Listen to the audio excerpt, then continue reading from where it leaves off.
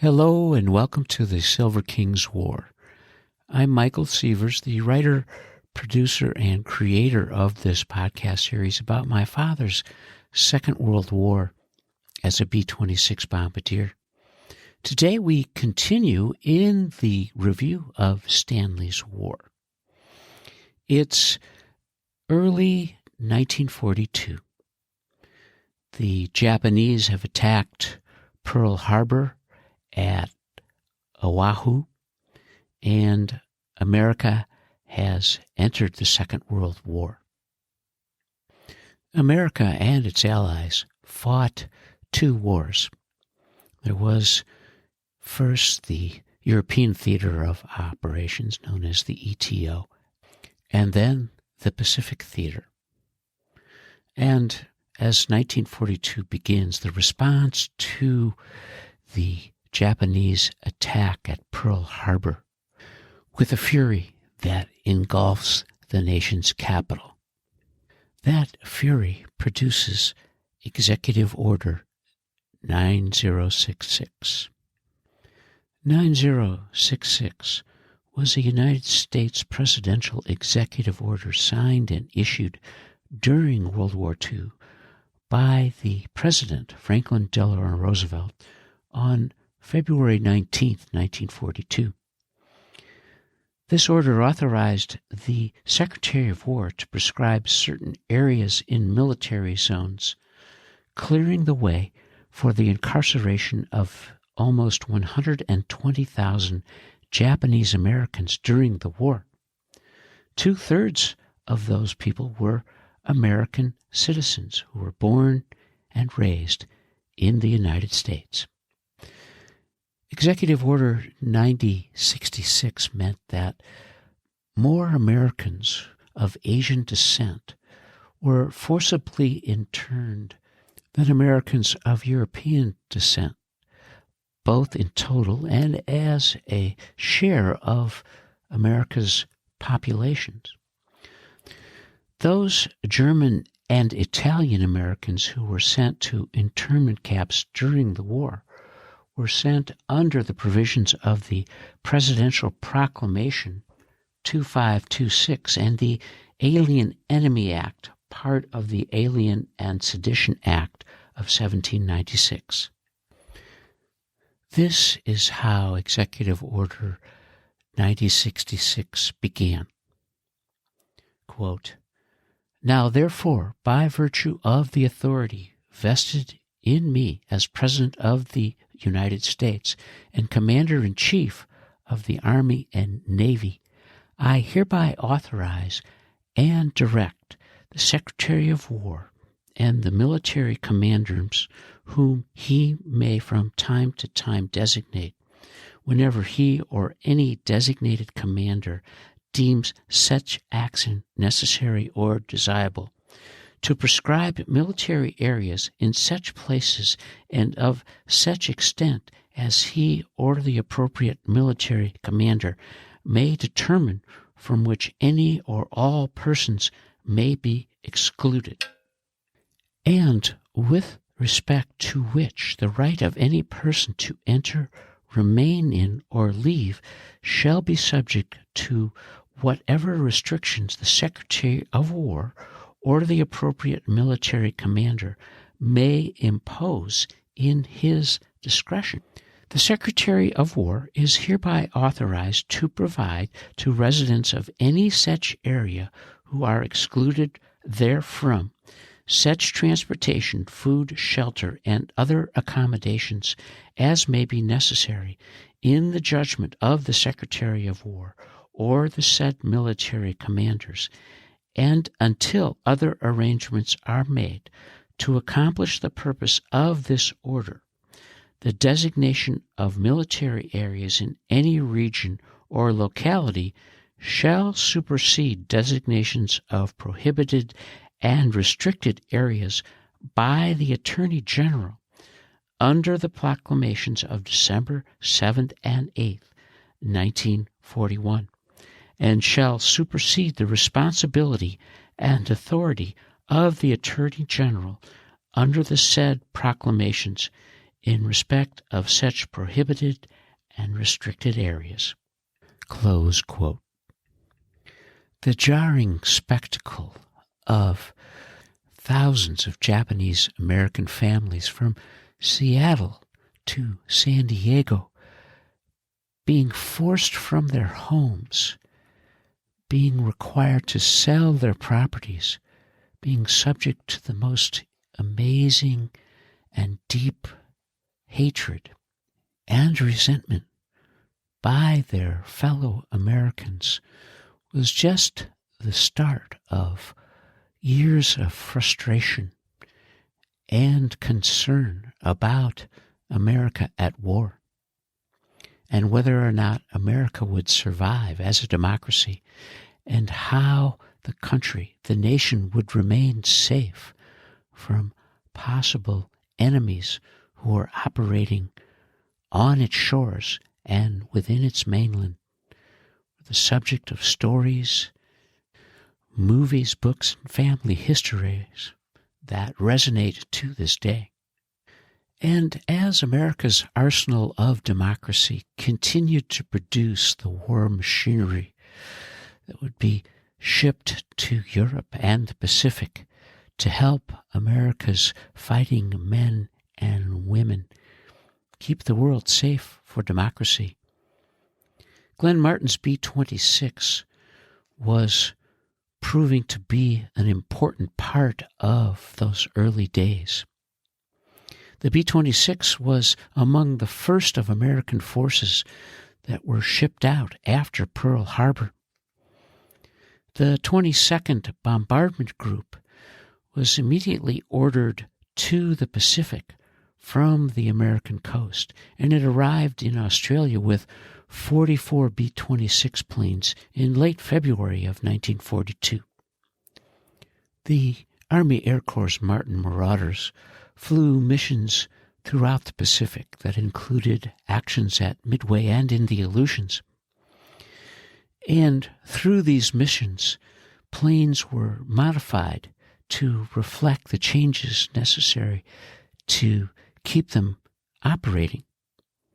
The B-26 B and C models included more armor protection, torpedo racks, and more machine guns, including twin tail guns, waist guns on both sides, and most notably, more guns in the forward part of the ship.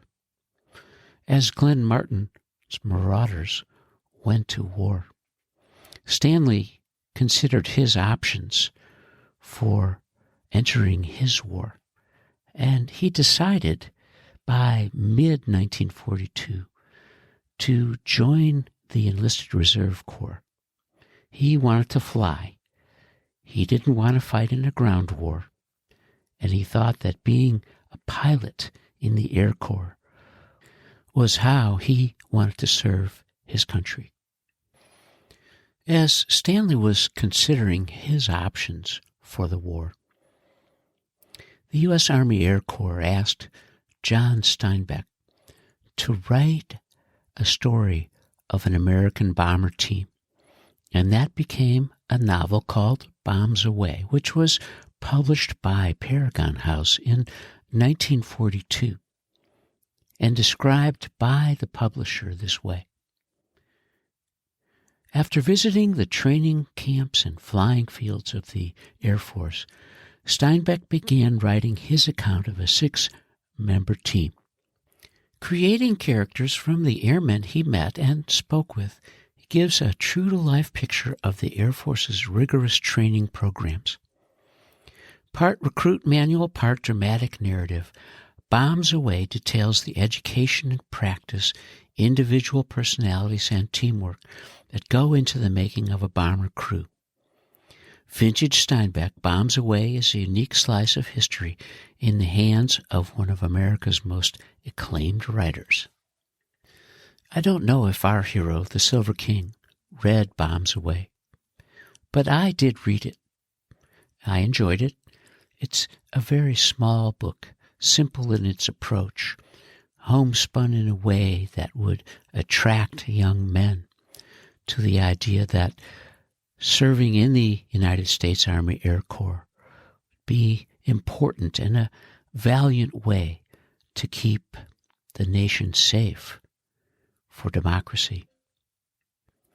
Stanley's solution to the draft was his decision to join the Enlisted Reserve Corps.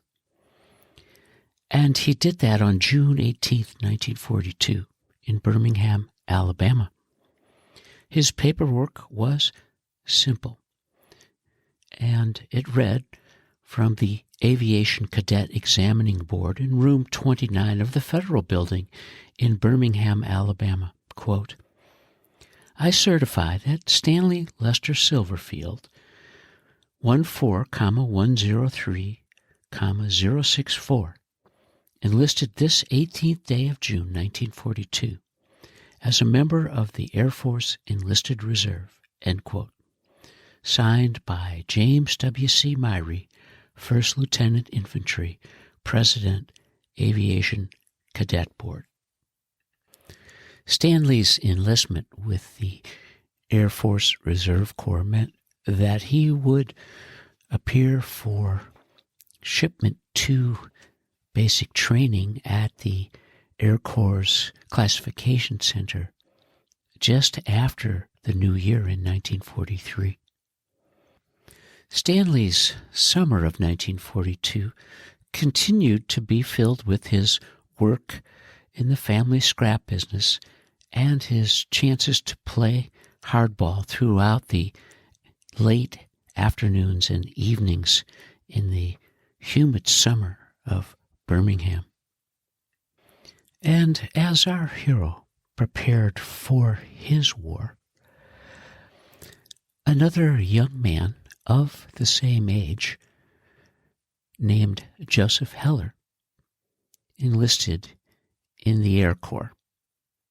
And he wrote about it this way.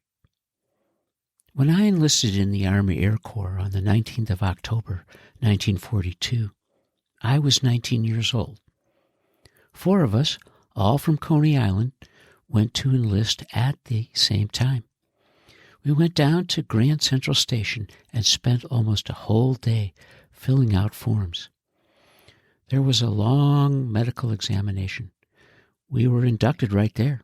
Somebody said something, and you nodded, and you took a step forward, and you were in the Army.